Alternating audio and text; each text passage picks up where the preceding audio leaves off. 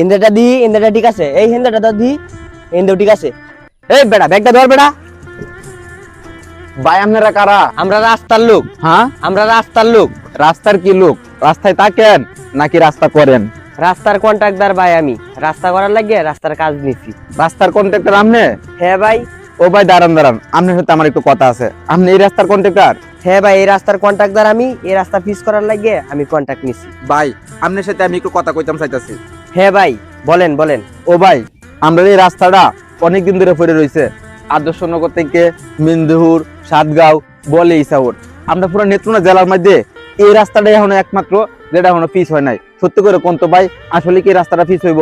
ভাই সমস্যাটা কি, এই রাস্তাটা ফাঁস হয়েছে 5 বছর আগে। যখন কাজ নিছিলাম তখন ইটের দাম ছিল 15,000 টাকা, আর এখন কাজ করতে মাইছি এখন ইটের দাম 25,000 টাকা। এই কমটি এর মধ্যে সুরি ফালাইতে ফালাইতেই বাজেট শেষ হয়ে গেছে। ও ভাই, 5 বছর আগে রাস্তার কাজ পাস হয়েছে? হ্যাঁ ভাই। কি কোন 5 বছর আগে রাস্তার কাজ পাস হয়েছে? তাহলে 5 বছর আগে রাস্তার কাম করতেন কেলা কইছে আপনারে এই রাস্তা ফালায় রাখতেন? আরে বুঝাই কেমনে ভাই, দেশে বিভিন্ন জায়গায় কাজ টাজ তাহে, এই কাজটি করি তো আমার এই জায়গাতে আওয়া লাগবো। সেই দুস্থ আপনার, এই দুস্থ আমরা জনগণের না, সরকারেও না। আপনি মানুষ একটা, আপনি টিকা দেরি লইবেন 50টা, 50 কেন কাম করবেন?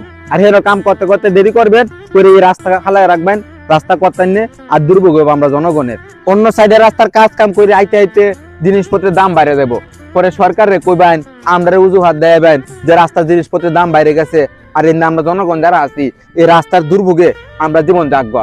সরকারের কোনো দোষ নাই, দোষ আমনের। এই রাস্তার কাম শুরু হয়েছে আরো 3 বছর আগে, তখন আমি অনার্স ফার্স্ট ইয়ারে পড়তাম। তখন ভাবতাম কি সুন্দর রাস্তাটা হইতাছে, জুতা দিয়ে হাউ দিয়া কলেজে যাইম, শান্তিতে পড়ালেখাটা করাম। এই স্বপ্নই তাকে গেল। আপনারা লাগে আমরা শান্তিটা করতাম না। আর এখন আমার সারা ক্লাস 2 পড়ে, আপনারা রাস্তা ফিস করতেছুন তো করতেছুনি। আপনারা যেবার ফিস করতেছুন মনে হয় না আমি তো এই যে ফিস রাস্তাতে বিয়ে করে আনতে হাসছি নে, আমার স্যারাও মনে হয় না যে রাস্তা দিয়ে এই বউ আনতারবো। খালি মাফেন আর চলে যান। আচ্ছা সত্যি করে কোন তো, আপনারা এই সিন্ডিকেটের ব্যবসা কুম্বালা বন্ধ করবেন, আর আমরা সাধারণ জনগণ একটু শান্তি হায়াম। চেয়ারম্যানের কাছে গেলে কয় রাস্তা আপনার কাছে কাম, আগে জানলে চেয়ারম্যানের বুট দিতাম না, আপনারই বুট দিতাম।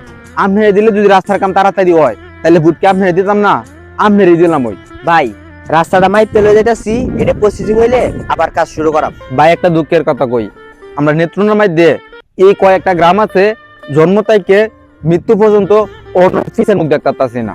কোন জ্বালায় আছে কারো কোয়ার মতো কেউ পাই না। আগে মাটির রাস্তা আছেন, এডে বালা আছেন, সুন্দর হয়ে যাইতাম, সুন্দর হয়ে আইতাম।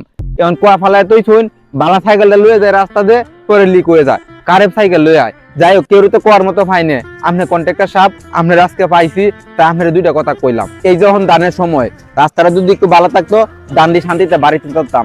এখন দান দিয়েও ভালো হয়ে বাড়িতে থাকতাছি না। আমরা কৃষকরা যে কি কষ্ট, এটা আপনারা কি বুঝবেন?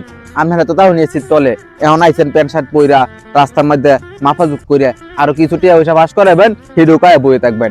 আরো 10 বছর রাস্তা এটা হইতো না, এটা আমি ভালো করে বুঝছি। যাই হোক, আমার ভাগ্যে ভালো আজকে এই রাস্তাতে যাইতেছিলাম, আর আপনি হয়েছে রাস্তার কামটা মাফাজুত করে নেওয়ার লাগে। এর লাগে 2 কথা আপনারা কইতাছি।